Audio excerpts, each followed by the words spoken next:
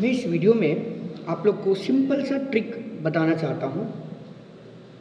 The formula related to Karl Pearson's coefficient of correlation under direct method and shortcut method.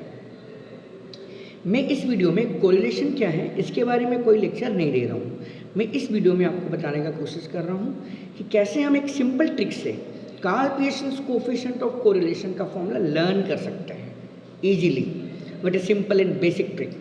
मैं आपको बताना चाहता हूँ Karl Pearson coefficient of correlation का direct method का formula है।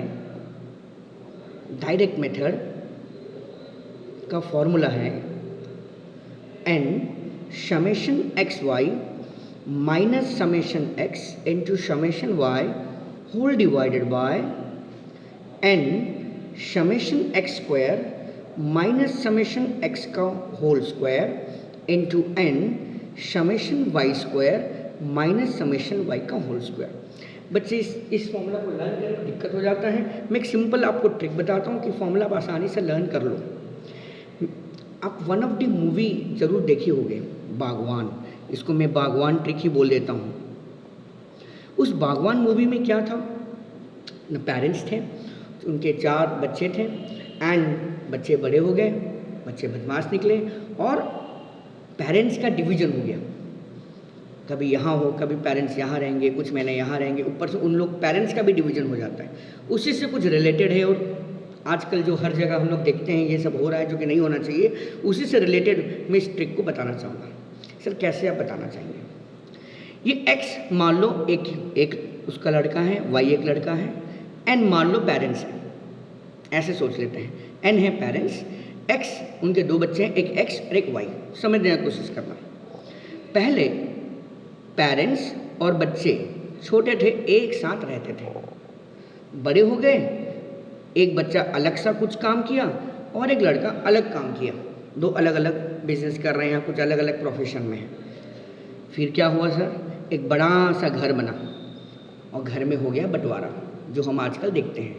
वो जो घर में बंटवारा हुआ, पेरेंट्स का भी बंटवारा हो गया। पहले जो पेरेंट्स हैं, पेरेंट्स यहाँ कौन है, n, वो x के साथ रहेंगे, फिर y के साथ। जो बागवान में भी वैसा ही कुछ था।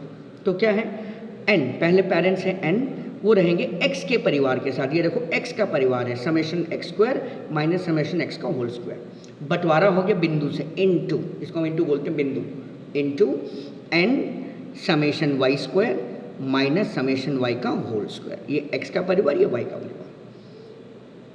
अगर मैं उस स्टोरी से रिलेटेड फटाफट लिखने का कोशिश करूँ तो कैसे लिखते हैं? पहले पेरेंट्स और बच्चे एक साथ रहते थे, फिर बच्चे बड़े होकर अलग अलग काम किए, फिर एक बड़ा सा घर बन गया, उस घर में बंटवारा हो गया। पहले पेरेंट्स x के साथ रहने लगे, फिर पेरेंट्स y के साथ रहने लगे। ये कोई ऐसा नहीं है कि स्टैटिस्टिक्स बुक में इस प्रकार का कुछ ऐसा लिखा है। ये जैसे ट्रिक है कि आप कैसे आराम से उस मामला को लर्न कर लो। ये तो बात था डायरेक्ट मेथड का। शॉर्टकट मेथड में सर कैसे हम फॉर्मूला लिखेंगे? देखें, आपको अगर स्टोरी याद है जो मैं ट्रिक के हिसाब से बताया था, पहले उस डायरेक्ट मेथड का फॉर्मूला लिखते हैं। सर कैसे? पेरेंट्स एंड उनके 2 बच्चे एक साथ रहते थे, फिर ये 2 अलग अलग काम किए, x का अलग, y का अलग, फिर एक बड़ा सा घर बना, उसके अंदर में पेरेंट्स का भी बंटवारा हो गया, पहले x के साथ फिर y के साथ। n summation x square minus summation x का whole square into n summation y square minus summation y का whole square. Sir under shortcut method बस आप खाली एक चीज़ ऐड कर देना, d ऐड करना, dx dy dx dy, ये d, यहाँ भी d, यहाँ भी d, यहाँ भी d। इसमें सिर्फ फॉर्मूला कैसे लर्न करते हैं वही इसमें डाला गया है। कोरिलेशन क्या है इसके बारे में इस वीडियो में नहीं है, वो मैं बाद में कोरिलेशन का भी लेक्चर वीडियो ज़रूर अपलोड करूँगा। This is only the trick, how a simple trick to learn the correlation formula without any further difficulty. Thank you.